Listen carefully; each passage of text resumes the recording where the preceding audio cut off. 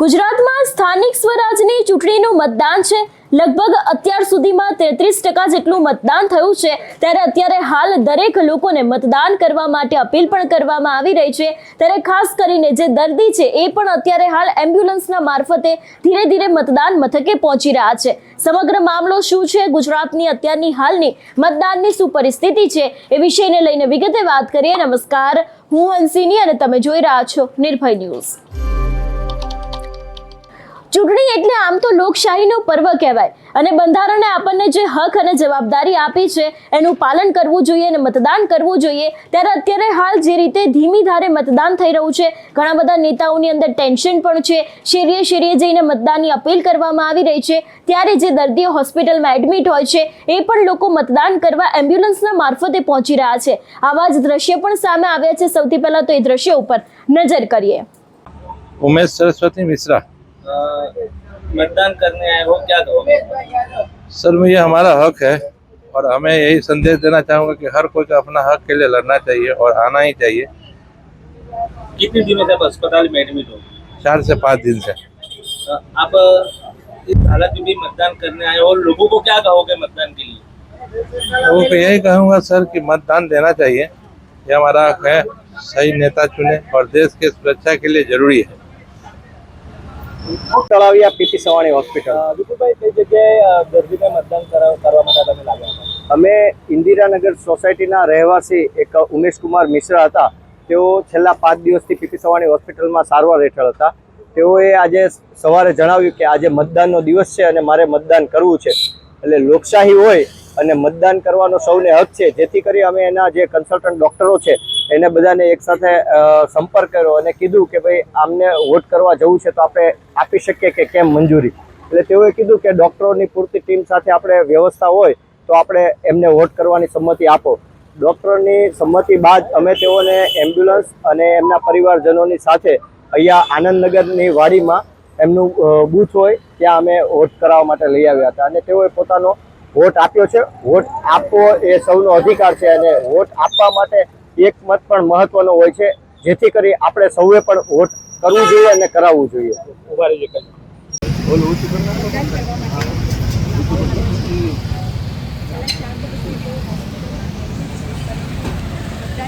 થોડા પાછળ દેવો ભાઈ, હવે ફેરવી જોઈએ।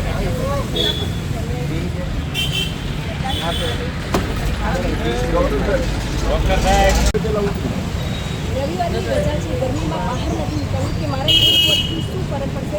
જો આવા વિચાર સાથે હજી પણ તમે ઘરે બેઠા છો અને મતદાન કરવા નથી ગયા તો સુરતમાં આ મતદાન તમને ઘણો બધો એક મેસેજ આપશે। તમે જોઈ શકો છો અત્યારે આ જે વોટર છે મતદાન ઉપર અહીંથી નહીં। હા ભાઈ આવો, ચાલો ભાઈ આવો, તમે સાથે રહ્યો। હા બસ પકડાવો। તું તો જોઈ લે ને, ઊંચા લઈ જાઓ સીધી।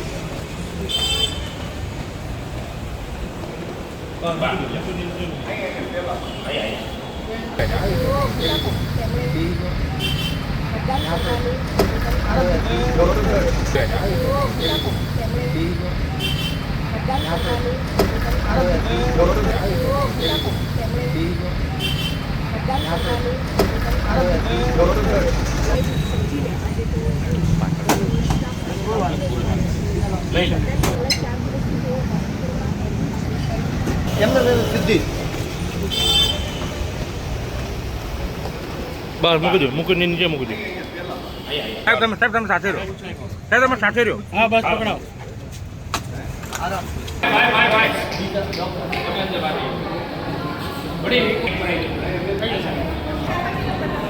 તમે બેન આ બાજુ ગયા બસ।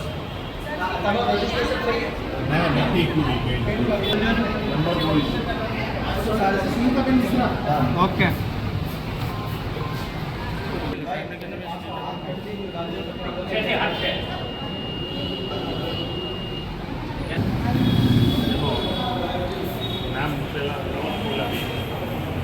આરવાર જ છે નહીં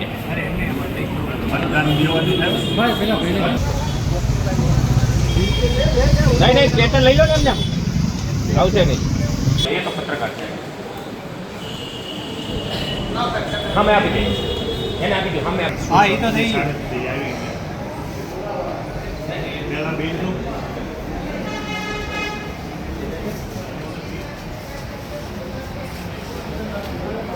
વાત કરીએ ગુજરાતની તો ગુજરાતમાં અત્યાર સુધીમાં લગભગ 33 થી 35% જેટલું મતદાન થયું છે. આગામી સમયમાં હજી આ મતદાનનો આંકડો છે તે વધી શકે જેવી શક્યતા છે, પણ ઘણી બધી જગ્યાએ બબાલના દ્રશ્યો પણ જોવા મળ્યા હતા. ભારતીય જનતા પાર્ટીના દિગ્ગજ નેતાઓ છે એ લોકોએ પણ આજે વહેલી સવારે મતદાન કર્યું હતું. એ પછી મુખ્યમંત્રી ભૂપેન્દ્ર પટેલ હોય, અમિત શાહ હોય કે CR પાટીલ હોય, એ દરેક લોકો દ્વારા પણ મતદાન કરવામાં આવ્યું હતું. તેની સાથે જે ઉમેદવારો આ ચૂંટણીમાં ઊભા છે એ લોકો પણ અત્યારે હાલ મતદાન કરી રહ્યા છે.